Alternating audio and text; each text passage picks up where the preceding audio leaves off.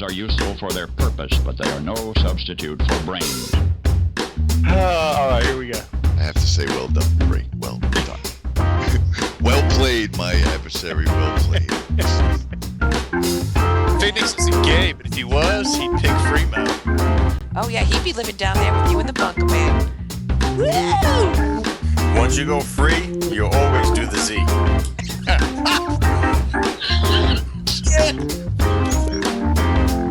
Like one day I'm not going to Duncan, and you could get a controller, a new Xbox, possibly even a cord.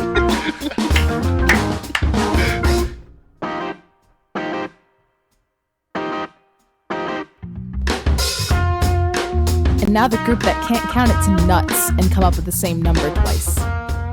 Welcome to BGFG, episode 452. I'm your host, Chris Phoenix, and joining me, as always, my brother from another mother, Mr. Free Mosey. How are you doing this week, sir? I'm doing well. Good. That's good to hear. Has it been hot down there? I mean, for you, yeah. Oh, yeah. Oh, yeah. I'm sure. I cannot stand the heat. Yesterday was high 80s, low 90s with, No when air. it wasn't raining, like 97% humidity. Oh, that is brutal. I think some people call it stifling. Yeah, I recall. Yeah, that's a hard no. Yeah, it's just been crappy up here for the most part, I guess. It was miserable. Where I work, the power went out, and then when it came back on, the air conditioner wasn't working. So it got real hot real fast. And nothing like being inside of an oven during the summertime. Yeah. And I ended up leaving work early because I was like, I can't do this. We usually have a cold space. So I'm wearing a long sleeve shirt, button down shirt, and I'm like, I'm dying. I'm like, I'm a fat guy. I can't be in this kind of heat for long. I got to go. And I did. I'm starting to broil. And I did the typical old man when you get into the AC when I got home. I like kicked open the recliner. I was like, oh, all spread eagle. I'm like, sweet air. A box fan on the footrest, holding it with your feet. All right, let's get into this week's news. We got a lot to cover this week.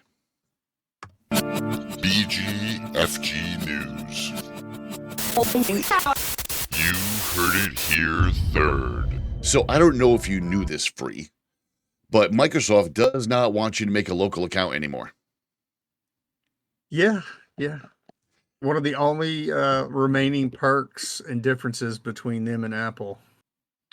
Which we're going to get into because that's an interesting topic, the way you said it. So first of all, I just want to say with some experiences I had yesterday with some Microsoft products, I don't know what they're doing.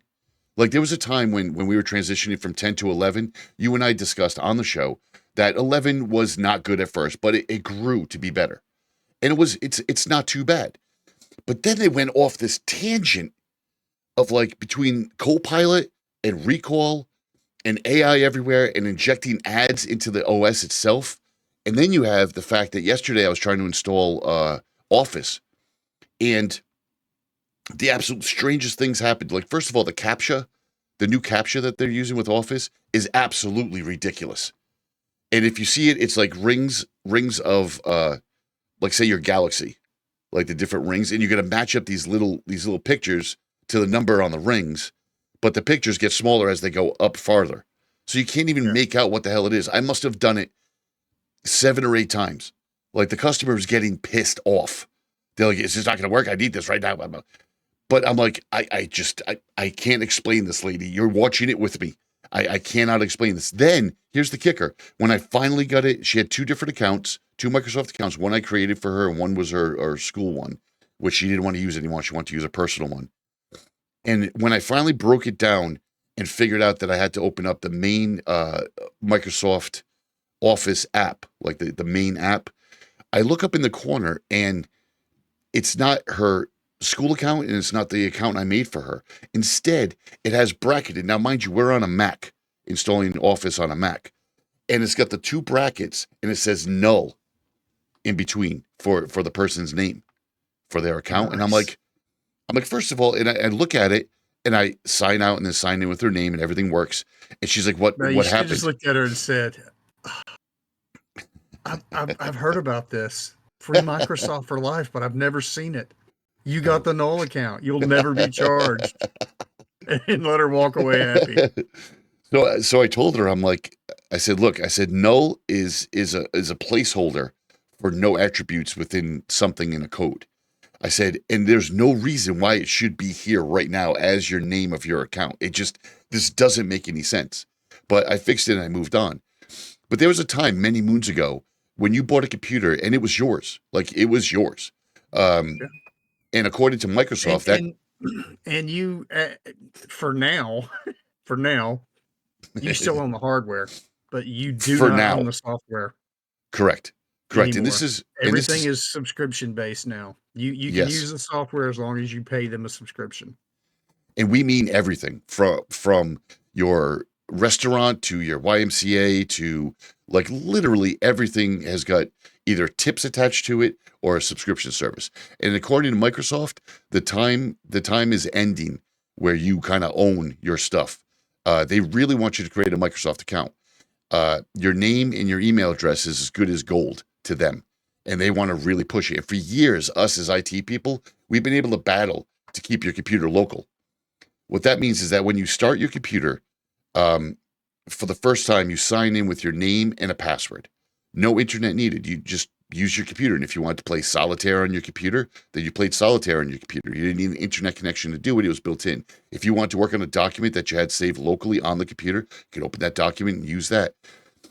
You can just work on whatever you want that was inside the computer. You know who we can blame for all this nonsense that's happening with Microsoft forcing who? Apple.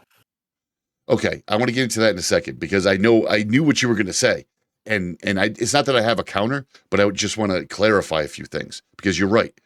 So when you create a local account, you're not sending data to Microsoft constantly, and before Freebo can even say anything else, Apple did and still does the same thing. The difference is that you don't have to log into your Apple ID to use your computer. It's there, it's available, and it'll help you synchronize between all your Apple devices and the cloud.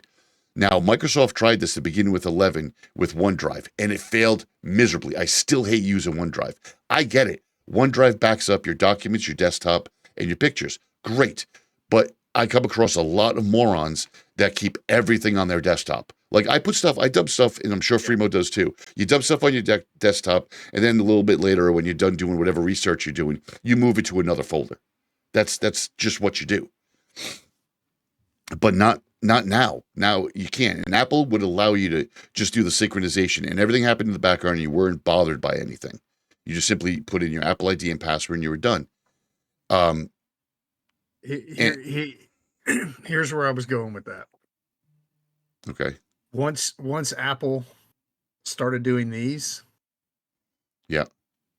way back in the day, the phones, and everything became interconnected, and whether you realize it or not, and if there's anybody left on this planet who doesn't believe this statement, you're a moron. These are never off. Our listeners. These are never off. Yeah. They are always listening. Yep. And that's where Microsoft is headed with the other hardware. Yep. I agree. 100% I agree. They're just, and since Microsoft's 365 push, or the renaming from Office to Microsoft 365.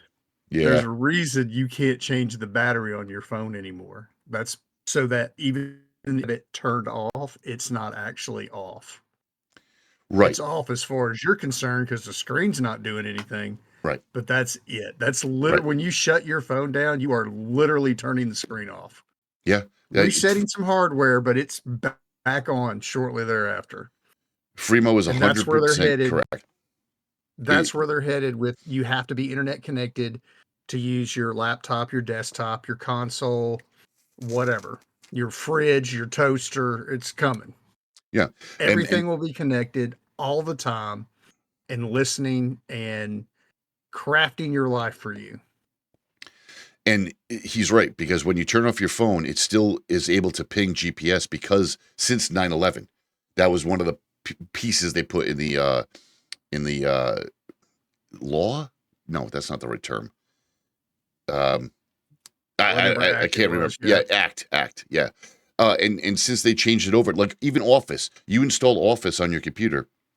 Even if you want to buy the standalone version of Office, it still needs to connect to the internet. And they're really pushing you to go to the web version, which again, any IT person will tell you the web version saves us a lot of heartache of a crashed computer trying to recover files because it's just simply online. But fighting for that local account started with the option to sign into your account or skip it. Then it became smaller words in the lower right-hand corner of the screen. Then it was the same smaller words in just a different shade of blue, hoping that you didn't see it. And Fremo, I can see Fremo's eyes. He's remembering all these little things. Yep. Like, where the fuck did they put the local account button? And this is also when the wording changed. It went from "Would you like to sign in with your Microsoft account" or something like that to saying email address with "create an account" written much smaller below it. And I've this got would call a Windows 11 media creation yeah USB, yeah and it's an older one that it still works. Yeah. Or it did still work there you go. to where you could put 11 on and you could still do local accounts. Well, now, because when you put that in, one of the first things it does after it loads everything is it checks for updates before you have a chance to do Yep. anything. Yep. And it has stripped the updates that it checks for. And you can't proceed if it doesn't check for these updates. So you Correct. have to be connected to the internet. Correct. It strips the functionality out of local accounts. So they are Yes. done with it. Now, it technically, I hate to disagree with you. Actually, I don't. But technically, it's still there.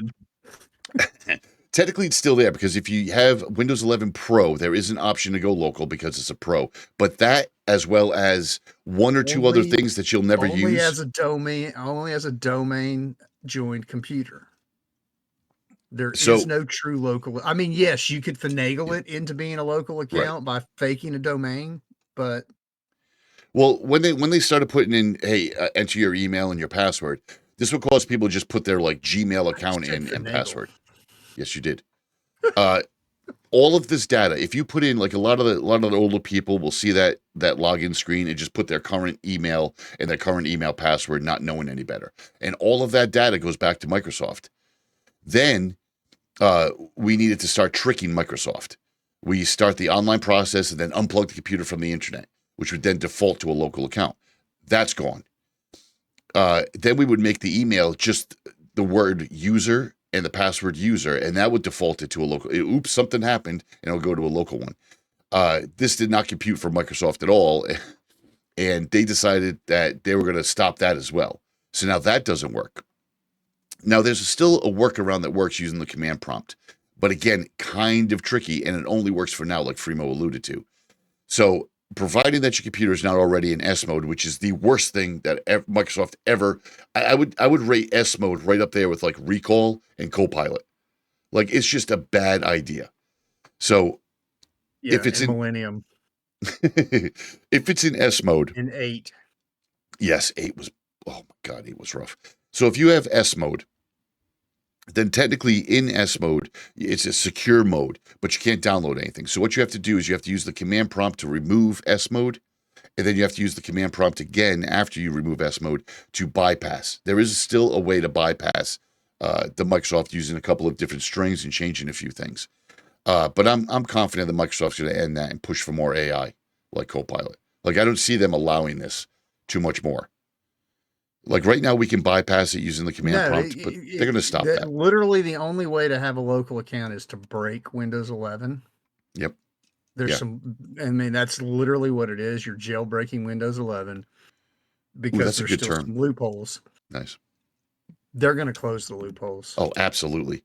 I mean, they're already doing it. When I stuck that 11 creation tool in the other day on someone's computer. Yeah.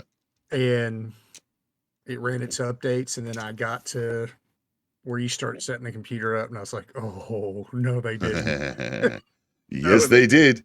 Yes, they did. So I just told the person, I was like, look, you're online with this. Right? And they're like, yeah. I said, fine. This is what we're going to do. Yeah. It's going to be even. I wasn't going to go through the nightmare of creating the local account. It right, and that's what I said I said, look, guys, we need to practice getting into the idea of when somebody buys a computer that we automatically build a Microsoft account, because this trick that we're doing is eventually going to end. And a lot of the younger kids are like, no, it's not. This is going to be great. Geeks forever. Blah blah blah blah. No, it's not. It's all about cash. Why do you think they're pushing Copilot and Recall? Yes, you can continue to do it. There will always be a way around it. You can always hack something. But how often do you want to But do that? your standard user isn't going to be able to take that hacked computer home and still get on the internet and do what they want to do. Right. It's just it's inevitable, because even if you were unless you have someone who's really wealthy that can pay you to follow them around and keep their local account Windows 11 doing what they wanted to do, it's not worth it. I just think it's funny that you have to create, the normal person has to create a Microsoft account to get into their computer. And then once they get into their computer, if they realize they can't download things, do a little research and make a couple of phone calls, they realize that they're in S mode, then they got to make either the same account, use the same account, or make another account to remove S mode, which is also getting harder to do. It's not just type in the Microsoft Store S mode and then click on the button and get out of it. Now you have to go through the settings to get to that page. It's really a bitch. And again, we're not going to spend a whole lot of time talking about AI again for Microsoft, because we all know it's bad. It just boils down to one thing: money, greed. Yes, we talk about it all the time on the show. It is greed, 110%. And speaking of greed and AI, our favorite company of all time, the Record Label Association of America, the RIAA, woke up recently. I didn't know if you noticed, Free, but it's been real quiet for a little while. They've been counting their money like Scrooge McDuck, swimming in it and whatnot, and now I guess they're running a little low. So they need to create, because a lot of people figured out that if I go on Spotify with my music and then eventually do my own tour with a little bit of a backing, I can make a lot more money. Even the bigger bands have now realized if I get a backing of like Pepsi and I go out on tour and I take all the proceeds from my shirt sales and gimmicks and just split it a little bit outside of the Ticketmaster thing, we're going to make bank. So the record companies kind of woke up again and went, oh, we're running out of money. We need to do something. And how do I know this? Because BGFG themselves, us, have been getting takedown notices again from content 4 years ago. Like 4 years ago. I created the intro for our show. I don't even know how long ago it's been. 8, 9, 10 years. 10 years, yeah. And I got a takedown notice for a clip that's in there. I'm like, come on, this is getting ridiculous. Now they're saying that AI are trained with music, listening to music that the RIAA owns without paying. Yeah. I'm like, what? And of course, it's the main contenders, Free. Universal. And here's the crazy thing. And this is the way my mind works. Yeah. For crazy. The RIAA for them to be successful with this lawsuit. Yeah. AI has to be deemed a person. Oh, I don't know. I think they can get away with machine learning on this one. And that may be, but the step. I see where you're going. Once you make that first step. Yeah. Then you're headed down that slope of AI is now considered sentient. It's a being. It's creating. Rights. Yeah. It has to live by the same rules and laws as the rest of us. I see what you're saying. I understand. But it's the same group as it always has been. Universal, Sony, and Warner all sued music generators Sono and Udio, I think it's pronounced. Yeah. As much as I hate AI, what would be the difference between AI listening to a bunch of music, then creating a song, to me listening to a bunch of music, even when I was younger and in a band? You're using all the influences that you heard of that time. You know, us being Generation X, you know, it was grunge, it was Metallica, it was Queensryche, those were my influences for how I play bass. So whatever I created for the bass in a band was based off of those. So what's the difference between me and AI? Is the record company going to start coming after local bands or I mean, it doesn't make any sense. I don't get it, but they're suing anyway. It'll be Vanilla Ice all over again. Milli Vanilli is turning over in their graves. I'm sorry. A hawk with that his. was No, me. if you listen, the bass line from Pressure goes like this, and my song goes like this. Yeah. Dun dun dun Really, dun dude, dun dun dun. even the sample you just gave us, dude, sounds exactly the same. Yeah, yeah. So the RIAA is suing. Forget this: $150,000 per infringed work. So Yeah. first of all, I have to prove what the work was. Then there's going to be $150K per, and they claim that this AI music is so similar that it must have been trained by copyright music. How, you may ask? This was the best part of this whole article. They didn't just say, make a rock song about my car, like typing into ChatGPT, make a rock song about my Firebird, right?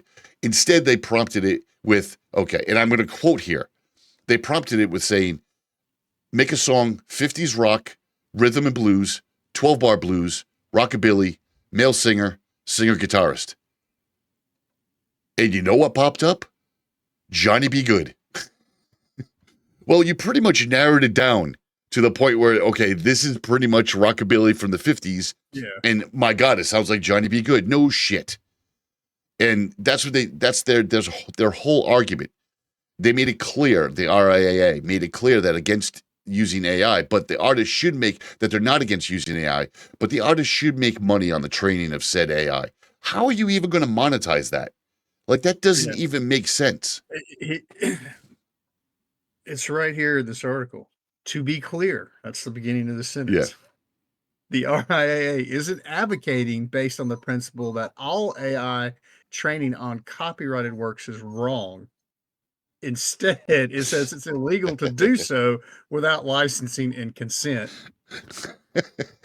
When labels don't make money. Oh, that is so sad. Yeah, they're always looking out for the best interest of the artists, aren't they? I mean, absolutely. If that was the case, let me make it clear to people, because I dipped my foot in that industry. And let me make it clear: the RIAA and the music conglomerates themselves don't care about the artists even a little. And if they did, and they cared so much about the artists making money and making a living, then they wouldn't make it so that they have to go on tour and sell T-shirts and shit to make any real money, because they're not making money on anything else. If they were really in it with the artist, which is the best way I can think of to put it, if they were really in it with the artist, then you wouldn't have the likes of Tom Petty and the legal battle that went on for however many years. You wouldn't have the confrontation that they had with Prince, which unfortunately for the music industry, Prince is way smarter than all of y'all put together. You want to talk about game the system and work those dudes? Oh, I love it. Yeah. Okay, fine. I'm no longer Prince. I'm the artist formerly known as Prince. Here's a bunch of songs that you can release under the name of Prince, because that's what my contract says. The rest of this stuff is mine. Deal with it. Yep. Literally sent them a fax that said, I have over 50,000 songs. Just let me know what you need. Yeah. How many do you want? Let's get this over with. Yeah. But hey, you know what? On the flip side of the RIAA is the Motion Picture Association of America. Now, they've been quiet too, up until recently. But they are on the ball. So we've talked on the show before, and I think we just need to reiterate it real quick. A lot of times people come up to Freemo, people come up to me, whether at work or because they know that we're geeks and IT people. They'll tell us stuff like, mistake of trying to punch us in the nose.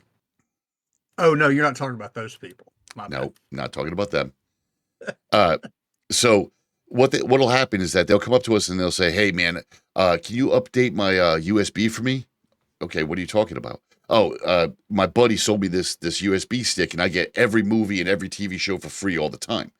Now, when you see people that do that, and there's a bunch of them out there, what it's actually doing is it's literally looking at a website.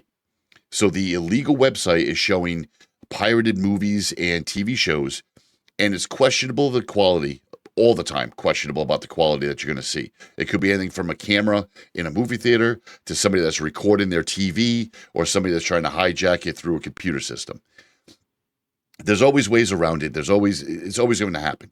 But what they would do is they would put up a website, and then they would just stream the website through your USB stick, if you had an internet connection on your TV, bam, you got every movie, every TV show, until you suddenly need an update. What the update is the fact that that website got shut down. It got a cease and desist order, and the owners just moved it to another website. You don't have to make a super easily remembered website name. All you have to do is just move the website over and create the link. That's all you have to do. So that's where these weird streaming services have. One of the bigger ones was called Jetflix, and they just got shut down. And I've never liked these sites. I think it's shitty because you're going to get shitty movies out of it. Okay, let me make an example. If these sites continue and your brother-in-law continues to use these sites because it's free and they're getting, what's going to happen is you're going to get a movie like Dune 2, which I don't know if you've seen it yet, Free, but Dune 2 is stunningly beautiful. Just stunningly beautiful. But that's locations, that's camera angles, that's CGI, that's money spent. You will never get that again on movies. You'll never get it again because they can't afford it because you're getting all these pirates. So it's better to do that and speak with your wallet when it comes to what you like and what you don't like.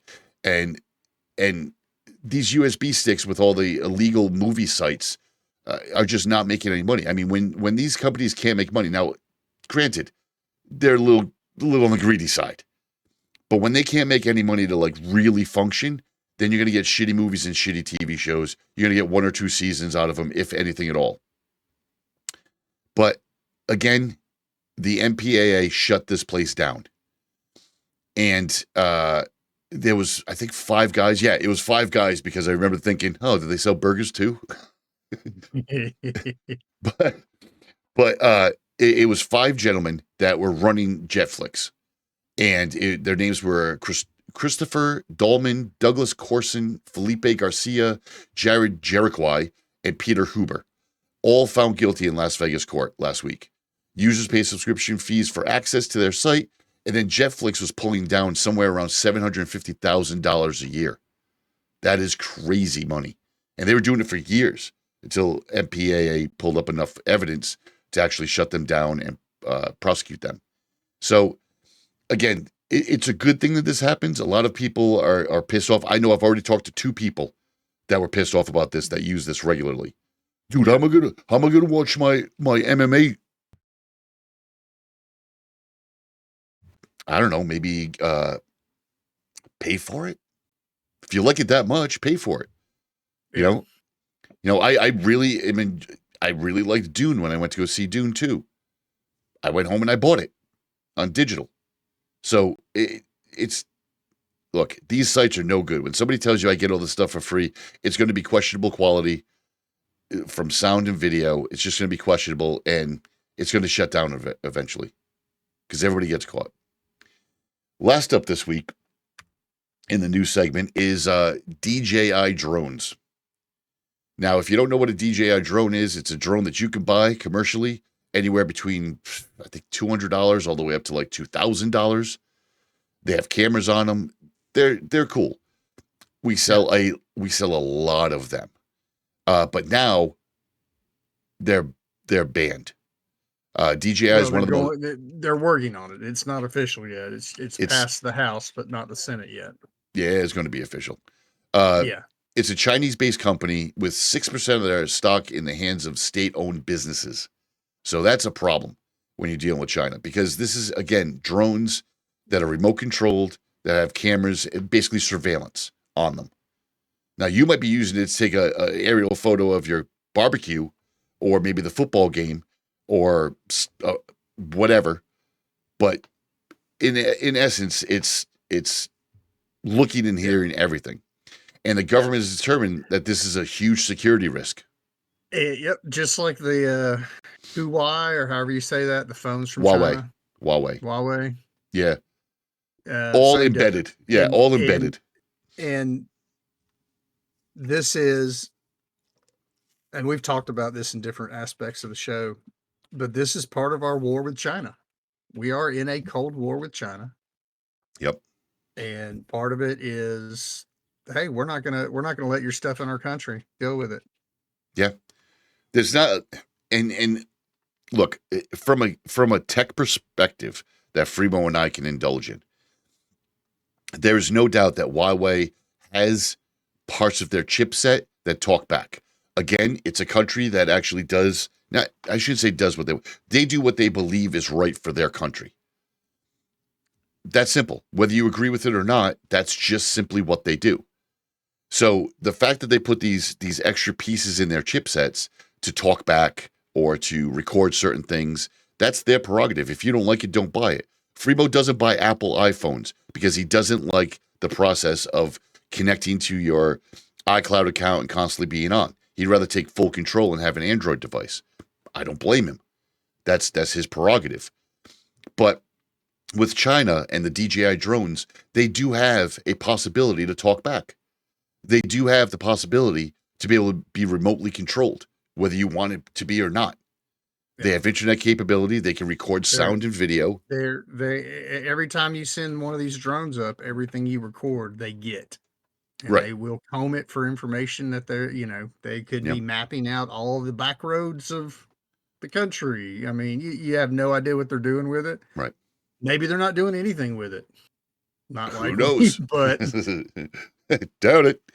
if you weren't going to do anything with it, why did you collect it to start with? But yeah, so I mean, this is one of the instances where, Don't look over here. I'm doing the right thing with this. Ooh, look at that. Well, this bill's not going to stop the use of the drones that are already sold, but it will stop the sale of future drones. Somebody's about to run out and buy them all and sell them on eBay. You know that's going to happen. Oh yeah. Somebody's going to run out and go, how many you got? Here's my credit card. I'm going to sell them all on the black market. All right, that's it for news this week. We're going to get into our music. Our music this week is from going on with our Summers of Covers. This one is Bowling for Soup, which is a band you haven't heard of in a while. And they're doing a cover of Britney Spears' One More Time. Don't shake your head. I couldn't resist. I could not resist. We've devolved to Britney Spears. There was a bunch I found. There's another one that we'll probably do next week. That's Lizzie Hale and Skid Row singing "Youth Gone Wild" live, which is a nice one. But for some reason, I came across One More Time, and I'm like, oh, I gotta play that. So here's Bowling for Soup. One More Time. We'll catch you on the other side for some stick style and other funny stuff. That's a nice take on the song, I guess. Yeah. Oh, that's good stuff. I'm sure they meant no disrespect to Britney with that cover. No, not at all. All right, before we get into stick style, what are you drinking this week, sir? Water. No, that's not a good sign. Yeah, I was outside all day yesterday in the heat, so I'm still hydrating. Ah, yes. I have a Modelo. Cheers to you, my friend. I will be picking one of those up later today. Good stuff. All right, let's get into this week's stick style because there is some interesting news. Gaming.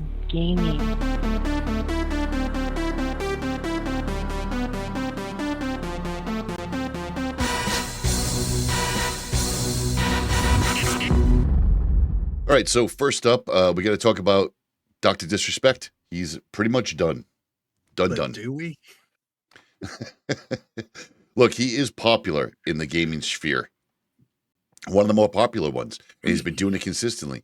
He's the longtime celebrity streamer. When my kids were younger, they used to watch him faithfully. And just like anything else on the internet, no matter how good it is, it's got a shelf life and it's going to end. If I might indulge myself as a Gen Xer, there was Ask a Ninja, which I thought was hilarious in the early days. Joe's Cartoon, which was hilarious. Happy Tree Friends. And of course, the one that's closest to our heart is really Red vs. Blue. Now you got Dr. Disrespect. Real name's Guy Beeman, and he's really 6'8", and he's an excellent gamer. He really is. He was actually a game developer before he did full-time streaming, and his claim to fame was that he started streaming and put on a wig and glasses and became extremely obnoxious. But it's hard with stuff like that because when you're obnoxious like that and you can back it up, it becomes even more funny. Like he's really good at some of these games. And he actually was working on developing a game with his company. He created a company. It's not his company anymore. No, he started as one of the biggest founding fathers of the Twitch streaming family. Somewhere along the line, there was a problem, and he was suspended for life from Twitch platform. But nobody said anything about it. There was an NDA. Not Twitch, not Doctor. Nobody was saying anything about it. Streaming was just booming, and the Doctor just went to another platform. He went to YouTube and stayed equally popular. Recently, a former Twitch employee named Cody Connors sent out this message on X. Quote, he got banned because he got caught sexting a minor to meet up with him at TwitchCon. And Twitch bosses could read all of this in plain text. And he got case closed. That's exactly what happened. Doctor responded by saying that this was basically old news and it was all settled, no wrongdoing, and he got paid out for his full contract from Twitch. But as the internet is the internet, it just snowballed from there. And since all of this, the gaming company that Doctor started has now parted ways with him. And the Doctor himself has said that he is getting burnt out and he's taking some time off. I think that's a cop-out. Again, if that's your livelihood and all you have to do is go on and make fun of people and play games and stuff. Yes, there's a lot of production in Dr. Disrespect streams, but at the same time, he's getting burnt out. So the fact that he's getting burnt out, I mean, he's going to take some time off. I think he's going to take all the time off because he's not going to be really wanted unless he tries something else new or gets a new platform. He never said how long, but I'm sure he's got enough money saved up. I hope that he saved up because actually YouTube just cut him off. Because of the sexting charges, YouTube cut off his monetization. So he's not going to be making any more money from even the older stuff that he was doing. So, moving on. You know how I love my custom controllers, Free. Oh, before we do that, we have a special guest, a grandchild. Hi. Oh, Super Mario shirt. Perfect. He's on a Mario kick right now. Good man. Get on it. Hold the Mario on my wall, and there's Bowser's door and a Luigi. He's got Bowser, Toad, Luigi. Nice. He's the little green guy. Looks like a little dinosaur. Yeah. What's his name? That's cool. Yoshi? Yeah. Okay. What's the princess's name? That's cool. Peach. Peach. Nice. Well done. All right. So you know how much I love custom controllers. I have a few in the back here behind me. Yeah. So Thrustmaster has just officially licensed an Elden Ring controller. And I have to say, it looks really, really good. It's pretty. It's well built. It's very similar to the Vitrix Pro BFG controller that we reviewed a few months back on Stick Style. It's got interchangeable modules on it. You just need to see it because it truly is beautiful, especially if you're into Elden Ring. I think it's a pretty good controller if you're into it. It is going to be $200 on a pre-order. It's going to be out in September, which I think this is kind of stupid.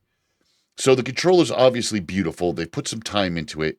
They've thought about it. They've released pictures for it, not just like on somebody's desk. These are professional marketing pictures. Why are you going to wait till September? Elden Rings just came out, or the new expansion for Elden. So why are you not putting it out now? September is far away in the gaming community.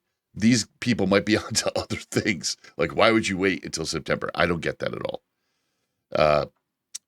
So anyway, this week I thought we'd talk about cross-platform games as well, since we're talking about, It's a very controls. sweet-looking controller. Interchangeable parts. I mean, $200 is a little steep, but yeah. But why wait till September? Yeah. Doesn't make a lot of sense. Anyway. I think it's going to be interesting this week. Let's talk about some cross-platform games to play with friends. Because as the summer comes and when it gets hot and too hot and everybody's getting through a heat wave, you're going to want to sit in the air conditioning and play some games. Why not play with some friends? Why not play with stick-style friends? But cross-platform games are big. Yeah, there's some development on that. I'll update you later. Okay. So we're talking about games that you can cross-platform between Xbox, PC, PlayStation, and Nintendo. Some of them are multiple, some of them aren't. And here's the top cross-platform games. I'm going to go through them real quick. Deep Rock Galactic, PlayStation, Xbox, and PC. Fortnite, PlayStation, Xbox, PC, and Switch. Call of Duty, PlayStation, Xbox, PC. Sea of Thieves, PlayStation, Xbox, PC. Apex Legends, PC, Xbox, PlayStation, Switch. Destiny 2, PlayStation, Xbox, PC. Rocket League, another classic, PlayStation, Xbox, PC, Switch. You can play these with all your friends. Dead by Daylight, PlayStation, Xbox, PC. Minecraft, PlayStation, Xbox, PC, Switch. Overwatch 2, PlayStation, Xbox, PC, Switch. NBA 2K24 is only PlayStation and Xbox, but again, it's NBA 2K24, which is a really good game. No Man's Sky, which I don't know anybody that's playing that. PlayStation, Xbox, PC, and Switch. Fall Guys, PlayStation, Xbox, PC, Switch. Among Us, another fun one. PlayStation, Xbox, PC, Switch. Final Fantasy 14, PlayStation, Xbox, PC. Diablo 4, PlayStation, Xbox, PC. Mortal Kombat, PlayStation, Xbox, PC. Forza Horizon 5, Xbox and PC. The Finals, PlayStation, Xbox, PC. Tiny Tina's Wonderland, PlayStation, Xbox, PC. Chivalry 2, PlayStation, Xbox, PC. Oh, and there's one more, free. Helldivers 2, Mike. Helldivers 2. Helldivers 2, PlayStation 5 and PC. Just a great game. Just a great game, free. Wouldn't you agree? It is, and unfortunately for me, it was. Yeah, I did some soul searching at Mike's comments. Yeah. And I'm going to set down all electronic gaming for a period of time. I'm going back to a deck of cards and solitaire at the table while I figure out what my obsession with Starfield and Helldivers 2 is, and why I can't seem to break away from those games at this point in time. With so many other wonderful choices, like you just demonstrated with that list. Yeah. So hope you're happy, Mike. And go check out my latest clip on Starfield.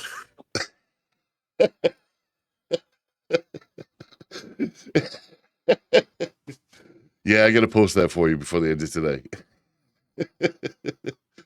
I tell you what I did to Fro. No, because that's his thing. Like he always does that. Dude's 20-something years old. He comes over and he still, it's his goal to catch everybody with that. Yep. So I sent him a text that just said, "Hey, I just murked this NPC in Starfield, and I'm pretty sure they modeled this character after you." Nice. And then I sent him the clip. I could hear him laughing from 3 states away.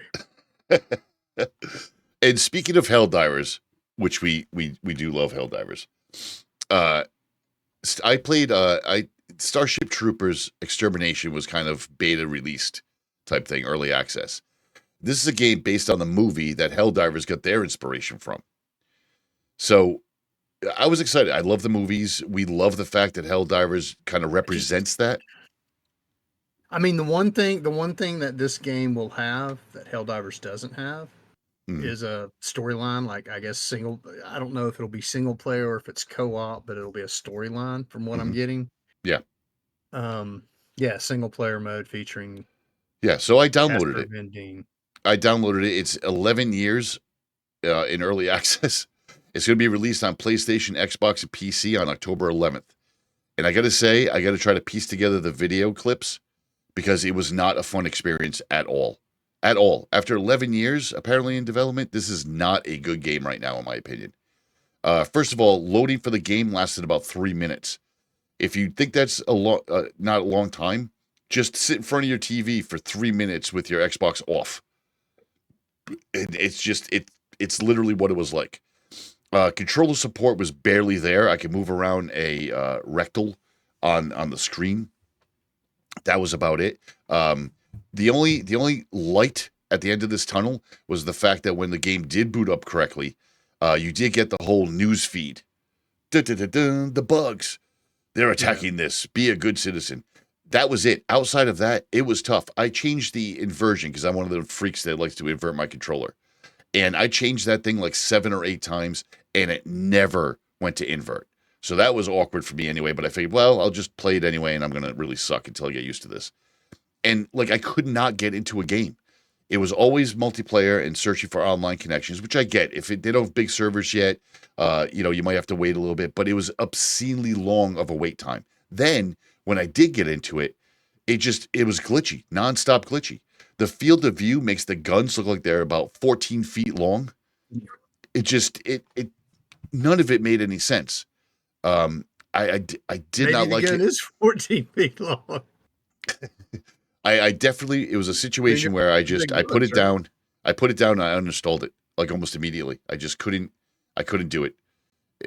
It's just not ready. Maybe in September it'll be ready, but I don't see how. I mean, the long and short of it is they missed the boat. Yeah, they did. Yep. Helldivers 2 is just too massive. It's too slick. Too You're polished. You're not gonna. No. You're not gonna pull. You might get some cult following like the movie did. Some people that want to play it just because they're all about the movie and that universe of Starship Troopers. But you're not gonna pull people away from. No, there was like Helldivers nothing 2 with that level. No. Of immersion gameplay. There's nothing. Like I said, the news interface at first, that was good, and the shots, which were not live during gameplay, but the shots that I saw of the enemy bugs looked really good. Outside of that, the game just fell apart from the look and feel to the playability. Like, it just fell apart. I hope that they do something, but I don't see it. I don't see it happening at all.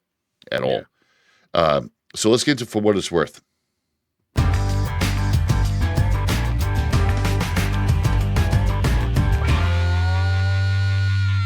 All right, so first up, we're going to talk a little bit in For What It's Worth this week about streaming services, because I think there's a very interesting change going on, very transitional time for streaming services.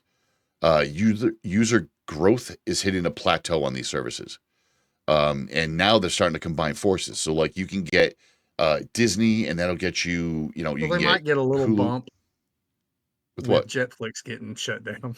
Right, people are actually going to have to pay for stuff, but even then, it's getting to the point, like the wife and I cut the cord, except for the internet. We cut the video cord for the cable company because it was like $186 a month for just video services. We're like, this is ridiculous. Searched out, we ended up getting the Hulu. We tested a bunch. YouTube Live TV is good. We ended up going with the Hulu Live TV service, which we like a lot. And that saved us a boatload of money. But all of these companies are moving up. They're asking for more money, and they're combining different channels. For instance, if you have Disney Plus, you can add on Hulu to it. Is it the full Hulu? No, but it's still access to Hulu movies and TV shows. And the thing that's really showing through now is more ads, higher prices of the networks. And what the article from TechCrunch that we're referencing, this link in the show notes, says is true. If you thought the initial prices of streaming were low, they were. They were taking a bath on it, kind of like the way Xbox and PlayStation take a bath on their consoles, because they're going to make money on the back end on their services. Xbox Live, PlayStation, what the hell is that little bug? PlayStation, Xbox get their money on the back end on games, digital downloads, and services. We're just coming full circle.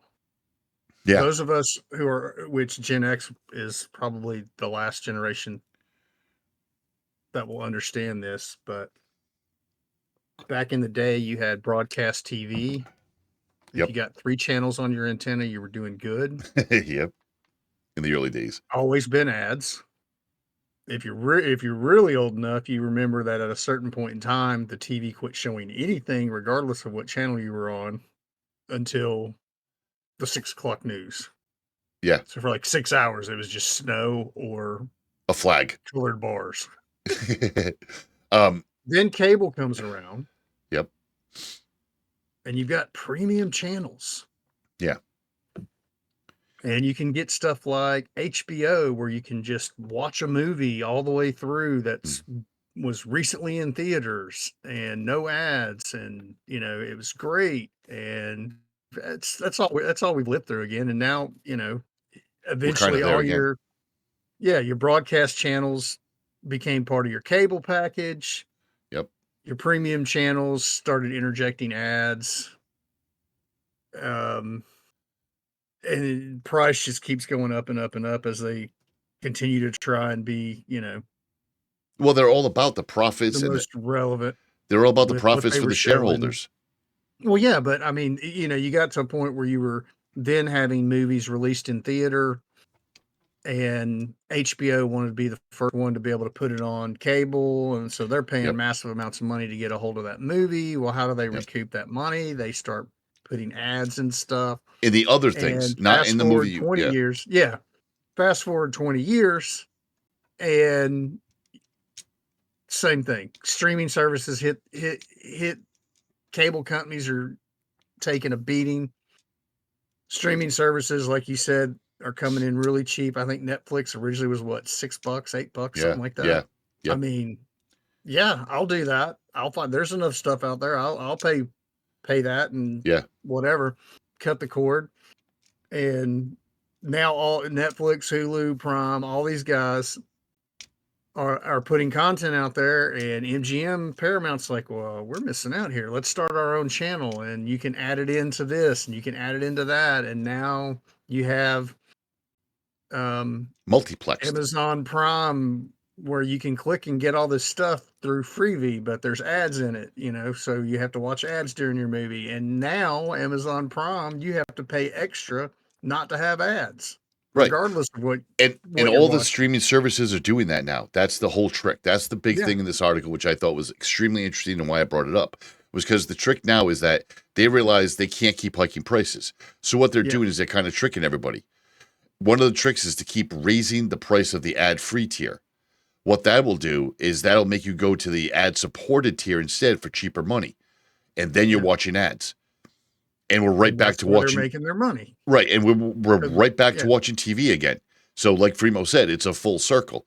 And if that's the case, then get some different, better ads, please. Because on Hulu, I see the same friggin' ads all the time. I don't want to see one more about plaque psoriasis again. Okay? I get it. I'll continue to pay the ad-free tier price. I can't go back to ads. I can't But do then it. I agree with you. I'll But come then, home and the wife is watching something on Freevee, and I'm just like, let me know when that's done. and I agree with you. The unfortunate thing is that, like, when the wife and I sit down and redo the budget every other month or so, when we sat down and did it this past time, we're looking at the prices of everything. Well, I should say a couple of months back we did it, and we were looking at the prices of things. We're like, wait a minute, we're like right at cable again. Yeah. So let's just check I'm and see. probably beyond cable at this point. And if it comes down to it, then I'm going to be like, okay, which one are we cutting?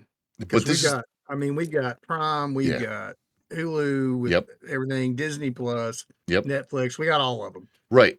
I just And when recently you combine all those together, yeah, it's expensive. So And I just I'm recently literally cut going to be back. like, which one are we going to cut out? Like, we can rotate it. Like, We did. suspend service this month on this one, and then next month we'll turn it back on, and you can binge watch everything that you missed for a month, but we'll turn this one off. Right. And And that's exactly what we did. We shut down Netflix because we didn't need it. We needed Peacock because we are huge wrestling fans, and we needed Paramount because I like Star Trek and I was watching one of the newer versions of Star Trek. But even then, that's not, you look at that one, I'm like, okay, the series is over for now. And I look at the price and I'm like, okay, it's only $6. Okay, I can kind of keep that around. That's not that bad. But then you look at Disney Plus, like you said, Disney Plus, and then HBO has House of Dragons. So we had to go jump on HBO again for a month or two until that series is over. Then cut that. Just add HBO to Prime. That's one thing Prime does well. Yeah. Yeah. They all the different subscriptions you can add to your Prime. Yeah. For $6 for a month and then turn it off. Yeah, we did that with literally a lot of those, even although they've caught on, and you could do a 7-day trial and then end it like binge watch everything that somebody had for 7 days and then end it and then come back around later and do a trial again. They're not really letting that happen as much anymore. But I mean, just regardless of what, suspend one this month and then Right. next month suspend a different one. regardless of budget. what the prices are, I think the true value to these channels right now, and they need to really work on this and push that, is the freedom. The freedom to do and say just about anything within a rating on the channel. So, for instance, you're not going to see rated R stuff on TV, and when you do, it's highly edited, from gore to language to nudity. With these individual streaming services, as long as you put that rating out there, you could do that. And I know this sounds stupid, but I think you'll truly see the effect of this next year when the WWE goes to Netflix. Because we remember, Gen Xers remember back in the Attitude Era days of wrestling, where there might be some nudity or a nipple slip, or there was, vulgarity and people flipping each other off and all that. And then became the PG era, where TV producers and TV networks were like, hey, look, USA's like, hey, look, WWE, if you're not going to make this kid-friendly, we're not going to pay you that amount. They're like, okay, we'll make it kid-friendly, not a problem. Now when they go back to Netflix, they have already made comments where there's going to be no limitations when they're on the streaming services. So that's going to be interesting because a lot of other people can do that too. When you're looking at a TV show, let's say something like Married with Children back in the day, even if you sprinkled it with a little bit of swears, that would have been even funnier to see. When you're watching an ER show or anything like that, or medical mystery, to show a little bit more graphical stuff is going to add the spice to that particular TV show. And you're not going to do that with cable. You're just not going to do that with cable from all the resources and everything. So it's going to be interesting to see how this goes. Lastly, this week, we have a story about a Florida man, Free. Yeah, we talked about Florida man last week, didn't we? Love some Florida man stories. So this Florida man has filed a lawsuit against NASA for damages caused by space debris crashing through his roof. And he's seeking over $80,000. NASA says it was part of a battery that was jettisoned in 2021 from the International Space Station. Crashed into his house. There's a picture of it on the site as well as our video. And it's just a little piece, but it just crashed and didn't burn up. So this is going to become a bigger problem, because they're already talking about. People realize how much crap there is out there around our planet. No, they don't. When NASA and other space conglomerates are bidding to be the trash keepers of space, especially our low and high orbit, there's companies that are out there that are bidding for that, like to be a trash company for space, scoop it all up, bring it back to Earth, melt it down, reuse it, because there is that much out there. Satellites just stopped working, or scoop it all up and send it out into space. That would be a very bad idea. Well, you know what? Wow. That would be typical to us here on this planet. Why would that be a bad idea? Because we're now going to throw trash into space. I mean, I get it. Space is really big.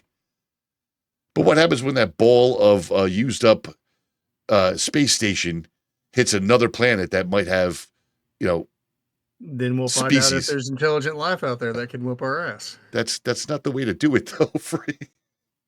That's a bad idea, bro. That's not a good idea. No, they need to bring it back and recycle. Yeah, they do. And that's what I think they're trying to do right now. So it's going to be interesting. You could also do that on the moon.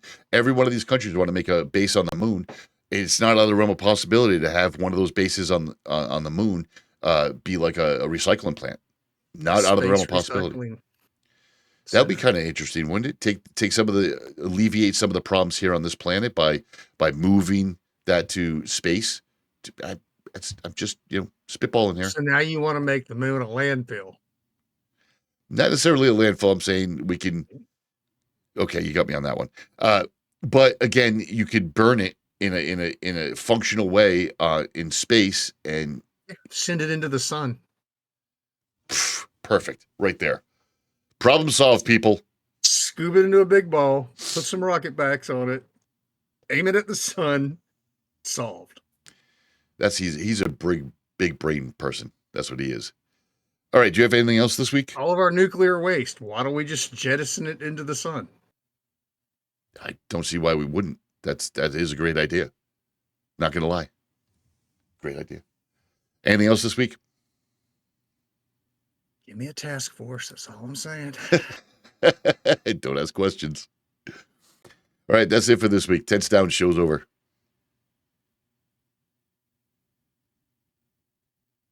Free.